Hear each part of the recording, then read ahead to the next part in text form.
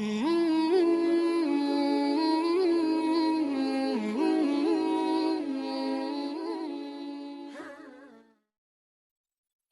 چاہتا ہے رضائے محمد۔ سورۃ البقرہ میں ارشاد باری تعالی ہوتا ہے قَدْ نَرَى تَقَلُّبَ وَجْهِكَ فِي السَّمَاءِ فَلَنُوَلِّيَنَّكَ قِبْلَةً تَرْضَاهَا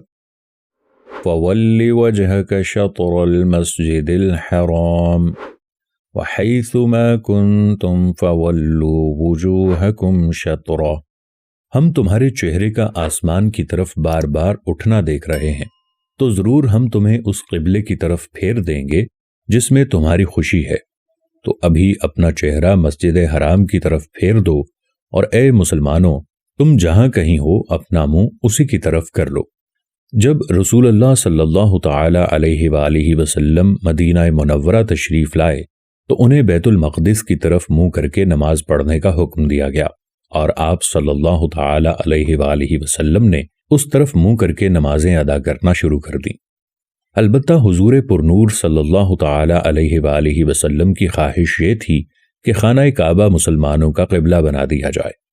اس کی ایک وجہ یہ تھی کہ خانہ کعبہ حضرت ابراہیم علیہ السلام اور ان کے علاوہ کثیر انبیاء کرام علیہ السلام کا قبلہ تھا، اور یہ بھی کہ بیت المقدس کی طرف منہ کر کے نماز پڑھنے کی وجہ سے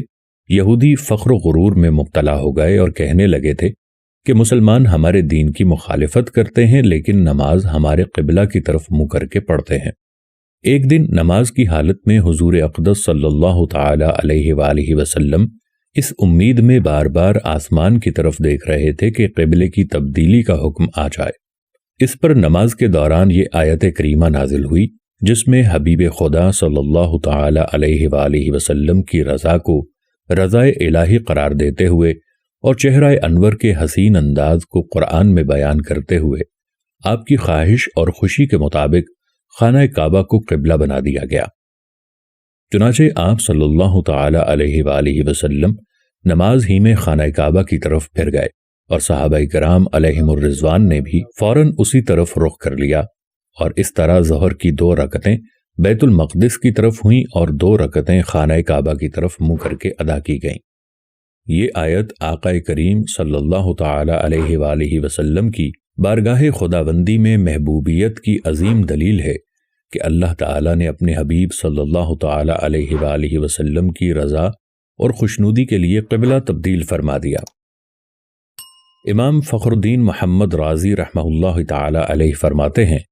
بے شک اللہ تعالی نے اپنے حبیب صلی اللہ تعالی علیہ وآلہ وسلم کی وجہ سے قبلہ تبدیل فرمایا، اور اس آیت میں یوں نہیں فرمایا کہ ہم تمہیں اس قبلے کی طرف پھیر دیں گے جس میں میری رضا ہے، بلکہ یوں ارشاد فرمایا کہ فَلَنُوَلِّيَنَّكَ قِبْلَةً تَرْضَاهَا،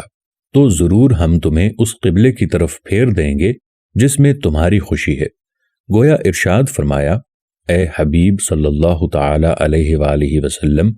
ہر کوئی میری رضا کا طلبگار ہے اور میں دونوں جہاں میں تیری رضا چاہتا ہوں۔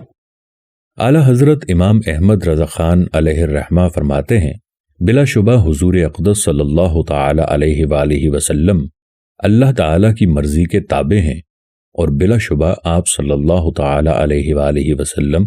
کوئی بات اللہ تعالی کے حکم کے خلاف نہیں فرماتے، اور بلا شبہ اللہ تعالی حضور اقدس صلی اللہ تعالی علیہ وآلہ وسلم کی رضا چاہتا ہے۔ جب نبی کریم صلی اللہ تعالی علیہ وآلہ وسلم مدینہ منورہ تشریف لائے تو اللہ تعالی کا حکم یہ تھا کہ بیت المقدس کی طرف منہ کر کے نماز پڑھی جائے۔ حضور پرنور صلی اللہ تعالی علیہ وآلہ وسلم اور یہ حضور اقدس صلی اللہ تعالی علیہ وآلہ وسلم کی طرف سے اللہ تعالی کی رضا جوئی تھی، مگر آپ صلی اللہ تعالی علیہ وآلہ وسلم کا قلب اقدس یہ چاہتا تھا کہ کعبہ کی طرف منہ کر کے نماز پڑھی جائے۔ اللہ تعالیٰ نے اپنے حبیب صلی اللہ تعالی علیہ وآلہ وسلم کی مرضی مبارک کے لیے اپنا وہ حکم منسوخ فرما دیا، اور حضور صلی اللہ تعالی علیہ وآلہ وسلم جو چاہتے تھے قیامت تک کے لیے وہی قبلہ مقرر فرما دیا۔ یہ اللہ تعالیٰ کی طرف سے اپنے حبیب صلی اللہ تعالی علیہ وآلہ وسلم کی رضا جوئی ہے۔ ان میں سے جن کا انکار ہوگا تو وہ قرآن عظیم کا انکار ہے، ام المؤمنین حضرت عائشہ صدیقہ رضی اللہ تعالی عنہا رسول اللہ صلی اللہ تعالی علیہ وآلہ وسلم سے عرض کرتی ہیں، ما ارا ربک الا یصارع فی ہواک، میں حضور صلی اللہ تعالی علیہ وآلہ وسلم کے رب عز و جل کو دیکھتی ہوں کہ وہ حضور صلی اللہ تعالی علیہ وآلہ وسلم کی خواہش پوری کرنے میں جلدی فرماتا ہے۔ حدیث روز محشر میں ہے، رب عز و جل اولین و آخرین کو جمع کر کے حضور اقدس صلی اللہ تعالی علیہ وآلہ وسلم سے فرمائے گا،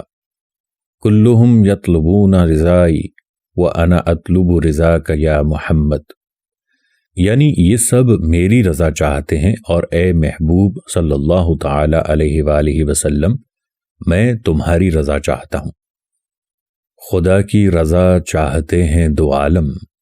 خدا چاہتا ہے رضائے محمد۔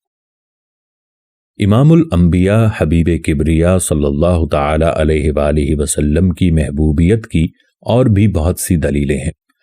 مثلا جس طرح اللہ تعالیٰ نے اپنے حبیب صلی اللہ تعالی علیہ وآلہ وسلم کی خوشی کے لیے تا قیامت کعبہ مسلمانوں کا قبلہ بنا دیا، اسی طرح آپ صلی اللہ تعالی علیہ وآلہ وسلم کی خوشی کے لیے آپ کی امت پر 50 نمازوں کو کم کر کے 5 نمازیں فرض کر دیں۔ آپ صلی اللہ تعالی علیہ وآلہ وسلم کی خوشی کے لیے بدر و حنین میں فرشتے اتارے۔ آپ صلی اللہ تعالی علیہ وآلہ وسلم کی خوشی کے لیے معراج کی سیر کرائی۔ آپ صلی اللہ تعالی علیہ وآلہ وسلم کی خوشی کے لیے آپ کو حوض کوثر عطا فرمایا۔ آپ صلی اللہ تعالی علیہ وآلہ وسلم کی خوشی کے لیے قیامت کے دن امتیوں کے گناہ معاف فرمائے گا۔ آپ صلی اللہ تعالی علیہ وآلہ وسلم کی خوشی کے لیے امتیوں کے نیکیوں کے پلڑے بھاری ہوں گے۔ امتی پل صراط سے سلامتی سے گزریں گے اور جنت میں داخل ہوں گے۔ اللہ تعالیٰ فرماتا ہے، وَلَسَوْفَ يُعْطِيكَ رَبُّكَ فَتَرْضَىٰ، اور بے شک قریب ہے کہ تمہارا رب تمہیں اتنا دے گا کہ تم راضی ہو جاؤ گے۔ اعلیٰ حضرت امام احمد رضا خان رحمۃ اللہ تعالی علیہ کیا خوب فرماتے ہیں، تو جو چاہے تو ابھی میل میرے دل کے دھلیں، کہ خدا دل نہیں کرتا کبھی میلا تیرا۔ اور فرماتے ہیں، رضا پل سے اب وجد کرتے گزریے، کہ ہے رب سلم صدائے محمد۔